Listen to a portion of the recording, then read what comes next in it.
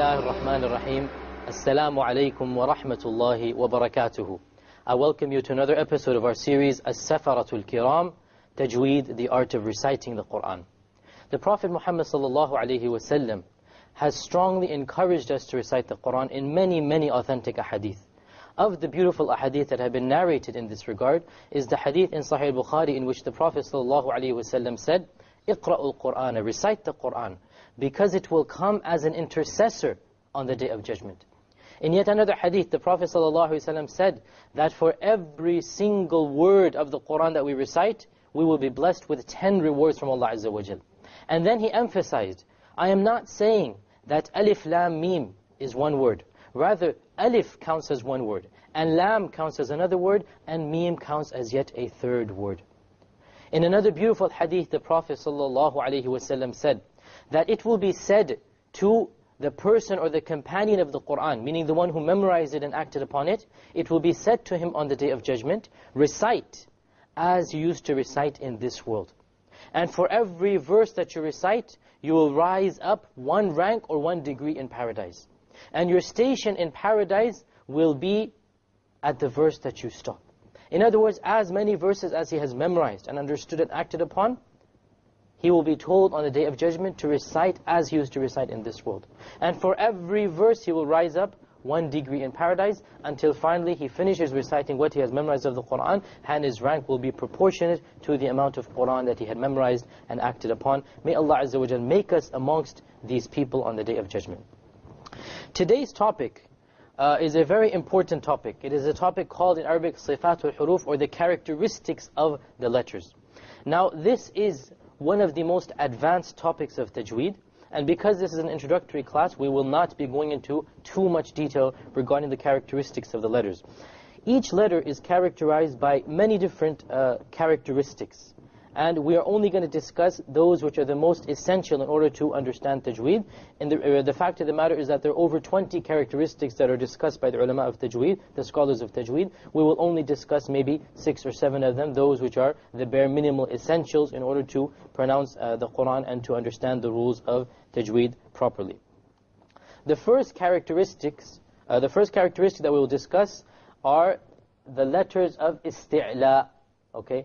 Now what is the meaning of isti'la? Isti'la is the raising of the tongue to the roof of the mouth. So in order to help you memorize this, I have a picture of a wave here, because your tongue will be raised up like the wave. This is the meaning of isti'la. Okay. So these are the letters that if you wish to pronounce them properly, you need to raise the entire tongue to the roof of the mouth. Okay. If you don't do so, the letter will not be pronounced properly. These are very important letters, and they are 7 in number. Okay, these 7 letters are Kha, Sin, Dad, Ghain, Ta, Qaf, and Dha. These are the 7 letters. They are known as the letters of isti'la. Isti'la, we said once again, is to raise the tongue to the roof of the mouth. In order to pronounce these letters, you must raise the entire tongue to the roof of the mouth. If you don't do so, the letters will not be pronounced properly. Now, all the other letters are the opposite of this. You can call them the lowercase letters if you like. They are the letters where the tongue, or the entire tongue, maybe you have to move the tongue, but you don't have to move it entirely to the roof of the mouth. These are the letters, we call them huruf al-istifal, or the lowercase letters if you like, meaning the letters which the tongue is not raised to the top of the mouth.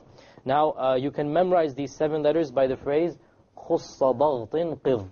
These are the same 7 letters, but the scholars of Tajweed have just placed them like this as a mnemonic, as a memory trick to memorize them. And it is very important, you must memorize these letters, because we will use them over and over again in other rules of Tajweed.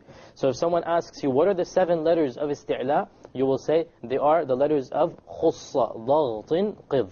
They are the letters of khussa daghtin qidh.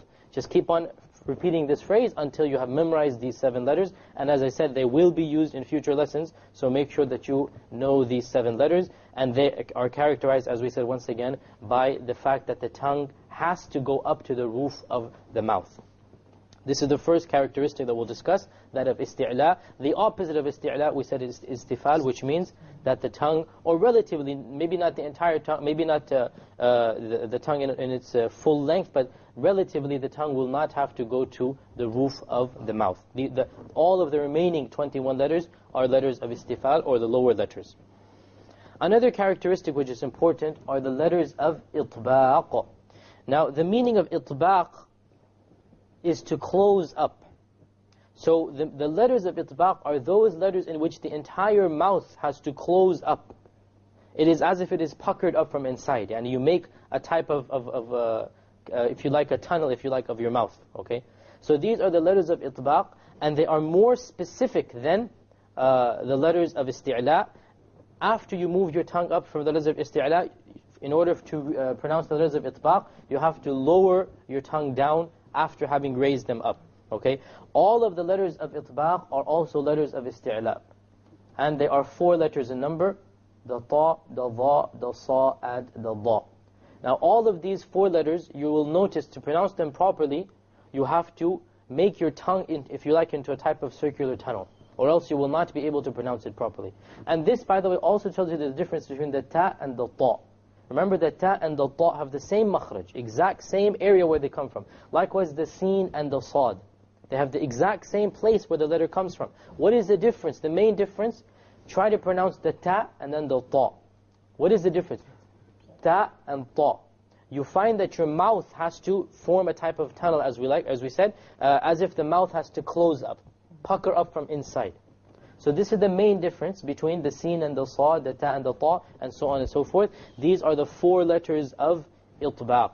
And you notice that they are part of the letters of isti'la. The letters of isti'la are 7. 4 of those letters are letters of itbaq, in that not only do you have to move the tongue up to the roof of the mouth, you also have to cave in your mouth, to close in your mouth, to form a type of cylinder. These are the letters of itbaq, and it is important to know them because in order to pronounce it properly, you have to, as we said, make your mouth into a type of tunnel, or close it up very circularly. Obviously, all the other letters are not the letters of itbaq, so there are only 4 letters of itbaq, and the remaining 24 letters are not these letters. The next characteristic is a very important characteristic, and that is that of the qalqala, the letters of the qalqala. Okay. Now the meaning of qalqala is the moving or shaking of the sound, and that's why I have this type of wave drawn out. When a water drops, when a droplet of water falls, it forms a type of wave. Similarly, a qalqala is a wave, a sound wave, if you like. It is an echo that is done on the letters of the qalqala. The letters of the qalqala, in order to pronounce this moving or shaking, it must have a sukoon on it. You cannot pronounce a qalqala when there is a fatha or kasra or dhamma. You cannot do this echoing. It must only be done when the letter has a sukoon on it. What are the letters of the... we must be careful yet before we mention the letters. We must be careful not to transform the qalqala into a fatha. And I'll explain that now.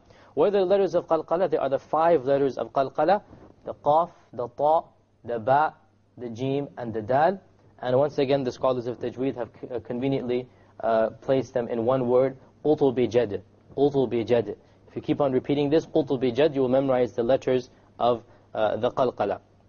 Now, let me give you an example of the qalqala. We said firstly that the qalqala is a moving or shaking of the sound itself. Secondly, that it occurs only on a silent letter. So let us put a sukoon on the qaf, okay? And put an alif before it. Aqo. Aqo. Did you hear that echo right after the qaf? This is the qalqala. Try with the ta. Alto. Alto. Likewise with the ba. Ab. Ab. With the jim. Aj. Aj. Notice the aj, this qalqala, this echo, this is what we're talking about. Likewise the dal. Ad. Ad. Careful not to transform into a fatha. Put a fatha on the qaf. Aqa. Aqa. Which is different than a qalqala. Aqo. So it's a very, if you like, precise difference, and it only comes through practice. Again, this is a very common mistake, that when people try to produce a qalqala, they end up saying a fatha on the letter. And this is not correct. The fatha is a separate sign, a separate vowel sign. You cannot confuse the qalqala with the fatha. The qalqala basically is caused by the release of the sound after it was trapped because of the sukoon. The sukoon means there will be no fatha kasra dhamma on it, right? There will be no vowel on it. However, these 5 letters, you cannot just stop at the letter. You have to release that sound, or else the letter will be eaten up. Suppose we did not have a qalqala. Let's try producing the sound of a silent qaf. You can't do it, okay? It doesn't happen. You need the qalqala in order to tell the listener that there is a silent letter of qalqala there. Aj. If you don't have a qalqala, it doesn't come. The person will not know what you're saying. You don't even sound right. So the qalqala is essential in order to inform the listener that there is a silent letter there that is of the letters of the qalqala. These are the 5 letters of the qalqala. To produce a qalqala on any other letter is a mistake. These are the only 5 letters of the qalqala. Anytime in any of the other letters there is a sukoon, you don't do a qalqala. There is no need for a qalqala. Suppose the letter ta. The letter ta is not of the letters of the qalqala. You put a sukoon on it, at. You don't have an echoing sound. Whereas you have a strong echo there. Okay? So, likewise, for example, the sheen, ash. We don't say ash. There's no qalqala. There's no need for a qalqala. Ash.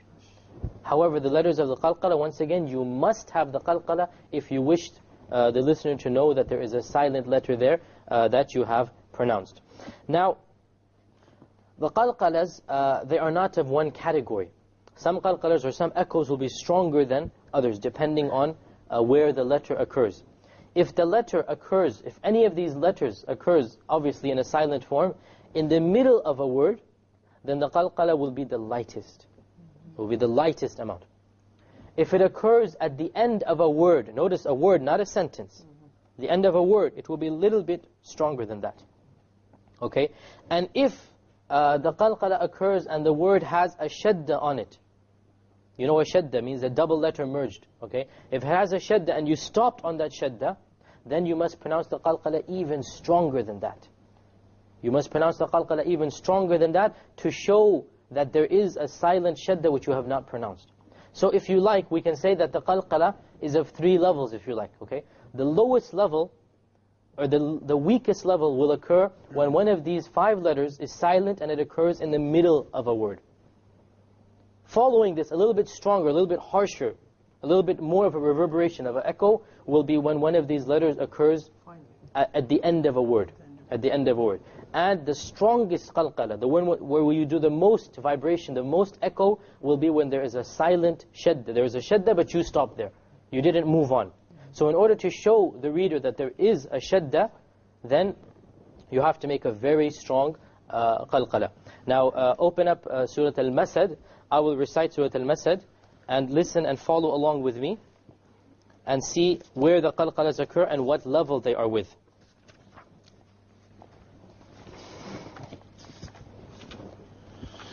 أعوذ بالله من الشيطان الرجيم بسم الله الرحمن الرحيم تبت يدا أبي لهب وتب. Okay, who can tell me where's the qalqala here? On the ba. Okay, what type of qalqala will this be? On which level will it be? The strongest one, because there is a sukoon on the ba. وَتَبْ. Notice there was no qalqala on the first tabbat. Why wasn't there a qalqala on that ba? Because there's no sukoon, there is a fatha on it, exactly. Okay? تَبَّتْ يَدَا أَبِي لَهَبٍ وَتَبٍّ ما أغنى عنه ماله وما كسب. Where's the qalqala? Kasab. Okay, what level of qalqala would this be? The second level, meaning because the ba has a sukoon and it's at the end of a word. سيصلى نارا ذات لهب. Once again the lahab. وَامْرَأَتُهُ حَمَّالَةَ الْحَطَبِ. Once again the حَطَبِ. في جيدها حبل من مسد. Okay, there's two qalqalas here. Yes. Where are they? Habl. What type of qalqala is this? The weakest type, yes. And the masad would be of the second type. So notice the difference. Hablum. And then masad. There's a slight more emphasis on the masad because it's at the end of a word. So these are the letters of the qalqala, the qutubi jad. And whenever you recite these letters with a sukoon on them, you must place the qalqala, or else the letter will be eaten up. You will not pronounce the letter correctly, and the listener will not know that there is a silent letter of the qalqala there. And we said that they are of 3 levels, and we gave their examples in Surah Al-Masad. With this, we come to the conclusion of today's episode. We hope to see you in our next episode. Until next time, Assalamu alaikum wa rahmatullahi wa barakatuh.